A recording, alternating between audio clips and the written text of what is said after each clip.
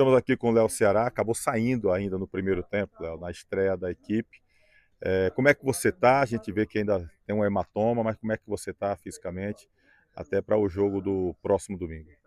É triste, né, que teve a infelicidade lá de sair no início do jogo, né? Do jogo a gente se prepara bastante para chegar naquele momento ali e infelizmente aconteceu. Hoje eu me encontro bem, né? Ainda estou com os 8 pontos no rosto aqui, na pálpebra, né? Mas estou bem, graças a Deus. Treinando normalmente, tem condição para o jogo? Se o Lamar precisar, entra numa boa.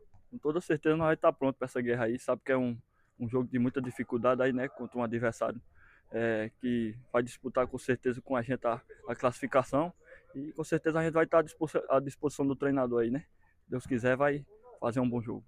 Até onde o Mirandão, fator campo, fator da torcida aqui perto, em casa, vai ser positivo aqui para vocês? Creio que o primeiro fator que vem aqui, né, é a torcida, né?